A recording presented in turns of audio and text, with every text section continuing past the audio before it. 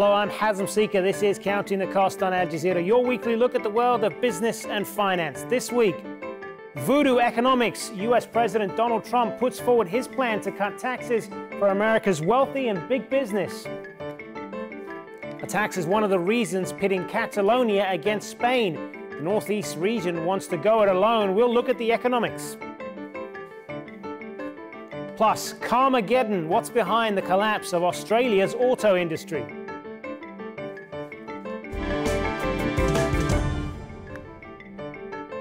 So billionaire US President Donald Trump wants to reform the US tax system, but his plan looks more like tax cuts for America's wealthiest and some of the world's biggest corporations.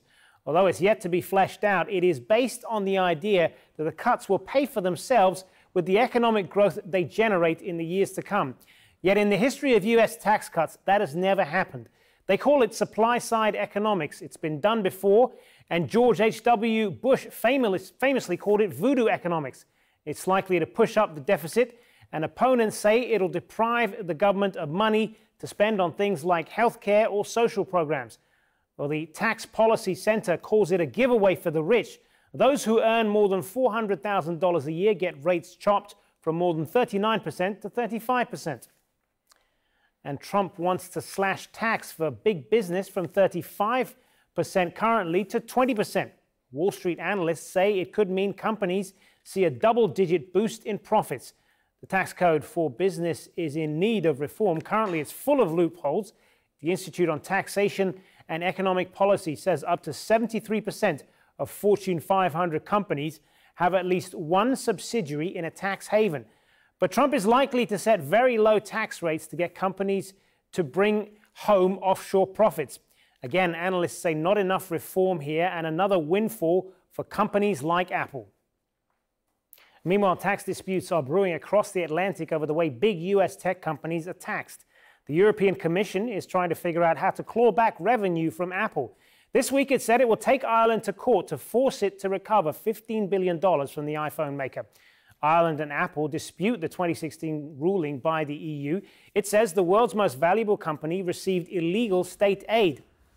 Now, tech giant Amazon is also in the firing line. It's been ordered to pay $294 million to Luxembourg. The European Commission says between 2006 and 2014, Amazon used the country as a haven to avoid European taxes.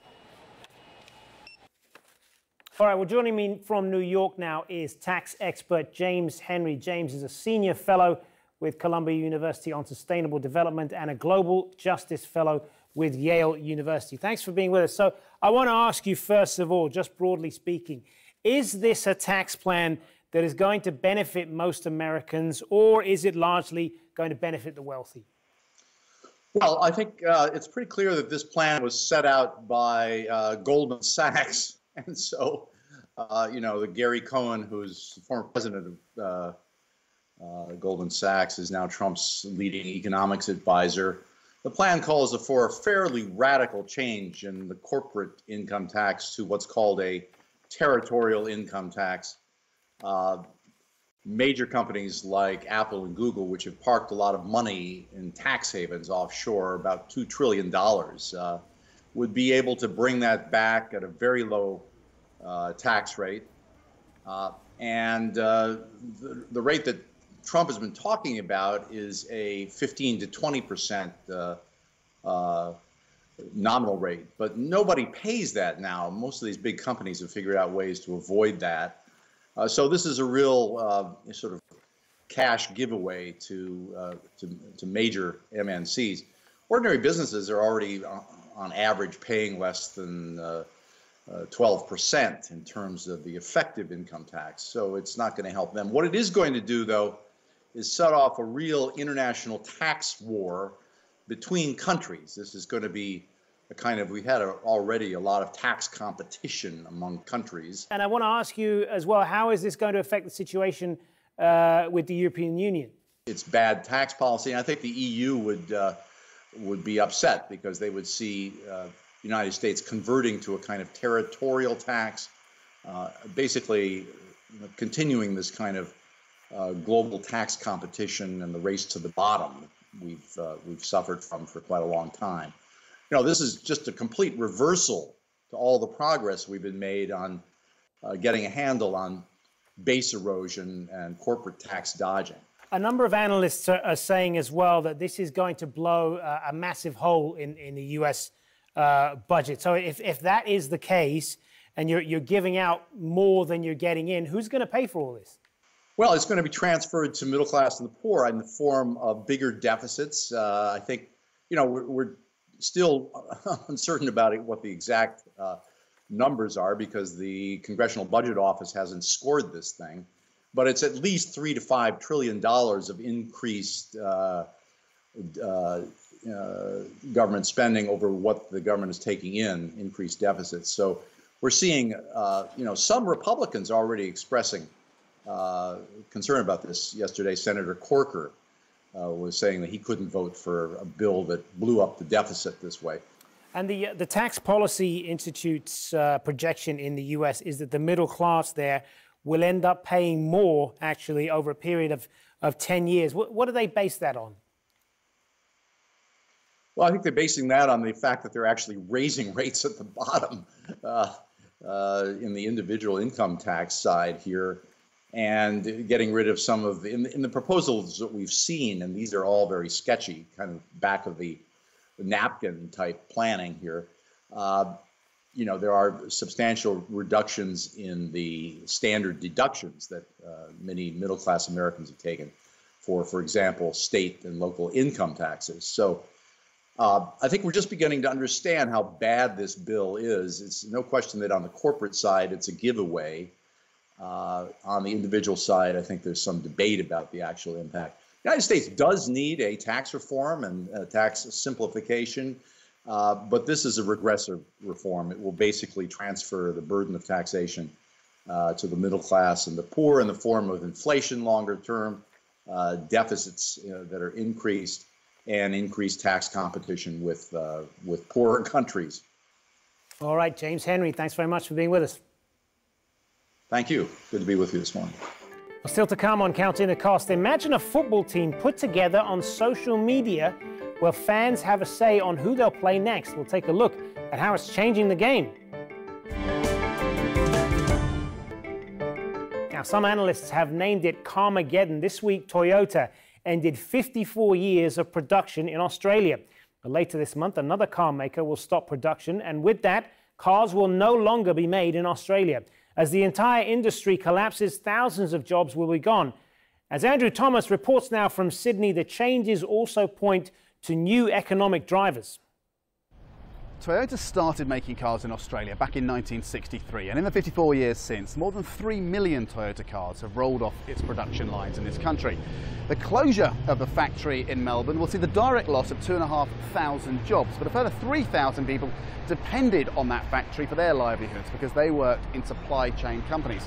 Some of the classic Toyota models were brought back to the Melbourne factory on Tuesday for a ceremony to mark the closure of the factory. Last year, Ford closed its last car manufacturing plant in Australia, and in 2 weeks' time, Holden, which is the Australian brand name for General Motors cars, Vauxhall, as they're known elsewhere in the world, it will close its last factory, and that will mark the end of all car manufacturing in Australia. Costs here are simply too high compared to manufacturing costs elsewhere in Asia. But some say the closure of the car industry in Australia isn't necessarily a bad thing. It marks the transition of Australia's economy towards a more service-orientated economy, and it also suggests Australian workers are getting jobs in higher tech industries elsewhere.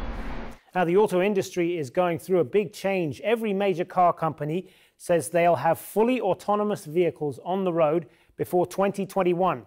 Ford's Model T revolutionized transport. It was the world's first affordable car. And this week, Ford Motors' new boss, Jim Hackett, said it is steering investment away from traditional cars. Over the next 5 years, he wants to put more money into electric and autonomous vehicles.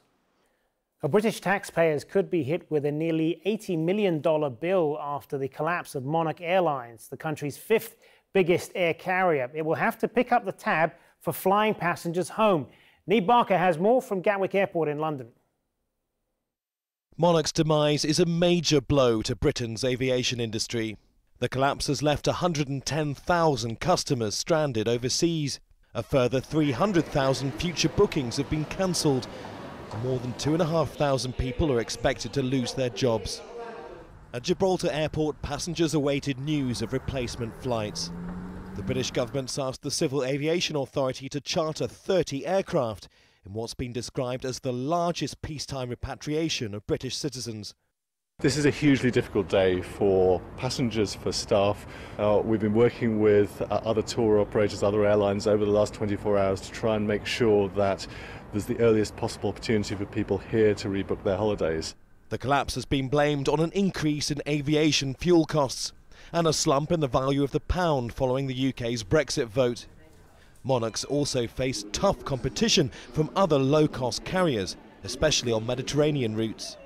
The company says recent attacks targeting tourists in Tunisia, Egypt and Turkey have led to a slump in traveller numbers to key destinations, contributing to losses of $400 million last year. Terrorism probably has been the major cause of Monarch's failure, because there were two particular markets, Red Sea resorts and Tunisia, where Monarch was a really major player. Takeover talks with other airlines, including Norwegian Air, collapsed at the last minute, leaving Monarch unable to renew its air travel organisers licence that protects customers from being stranded abroad. Monarch also has an engineering wing that could, in theory, continue to operate despite the collapse of the airline. When it comes to its aviation assets, though, including lucrative landing slots at busy airports like Gatwick, well, they're expected now to be carved up between other airlines. Formed in 1968, Monarch was the country's 5th largest carrier, a pioneer in low-cost travel and the largest yet to go out of business. It's one of several European airlines, including Air Berlin and Alitalia, to enter administration. The fear is other airlines might also find their wings clipped in this increasingly turbulent market. Now, Spain is desperately trying to halt a drive for independence in Catalonia that threatens to derail its economy. Millions of Catalans hope an independent country would remain in the European Union, sitting between France and Spain. But would things really go as smoothly as they believe? Here's Lawrence Lee from Barcelona. The wisdom of the crowd is difficult to resist, particularly when the atmosphere is as relaxed and happy as it has been in Barcelona.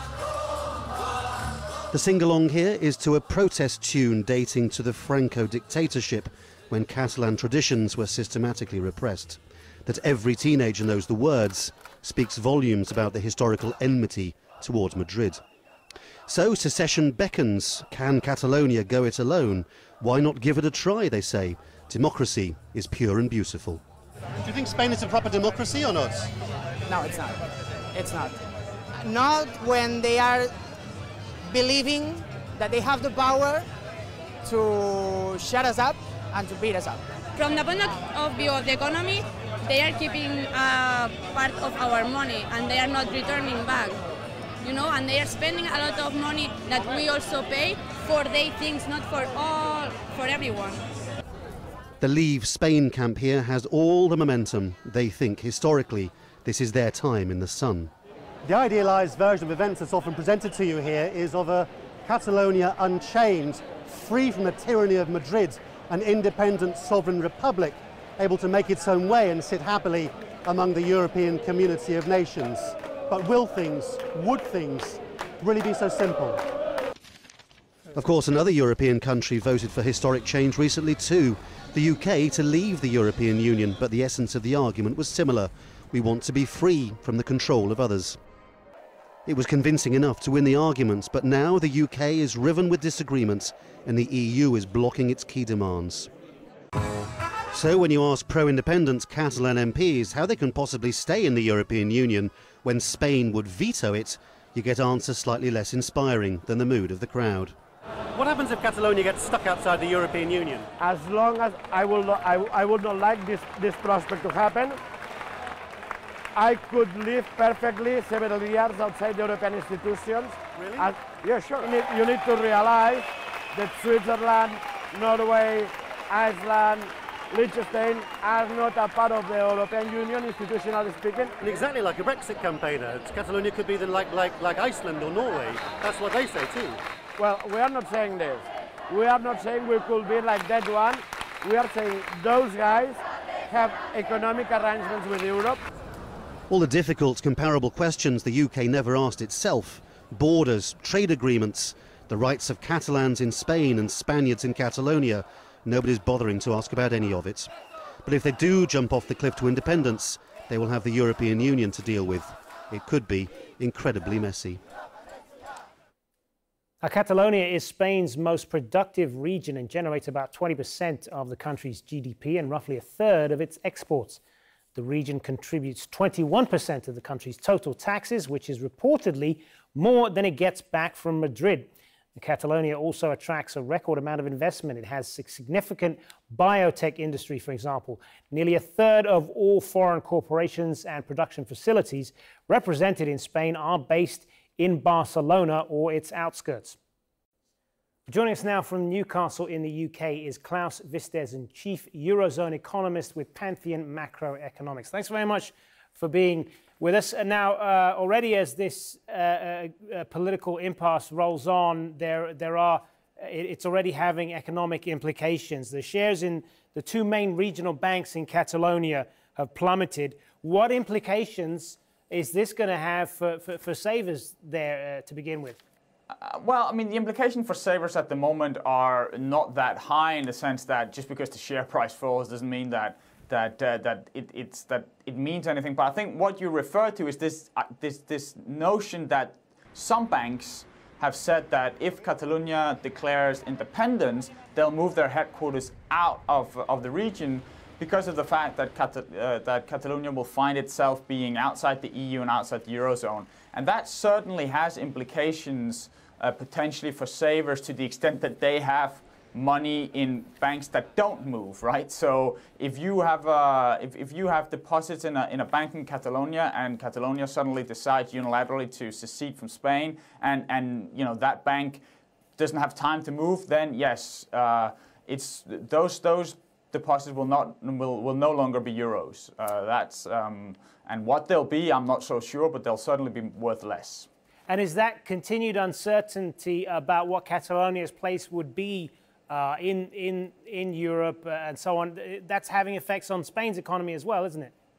Well, it will. I mean, because Catalonia is a wealthy part of Spain, it's a big part of the Spanish economy, it's sort of a locomotive in the Spanish economy. So, you know, the hit would certainly be on both sides. But, you know, we're talking hypotheticals here. I don't think Catalonia is going to take that step. But sure, if they did unilaterally decide to leave, with all the implications that might have in terms of nation building, they get their own currency, they rebuild the a banking system, they have their own central bank, things like that, which, I mean, I don't even know that they have any clue about how to do that. But if they did, yeah, sure, it would have implications for the Spanish economy as well. That's for certain. The European economy, even.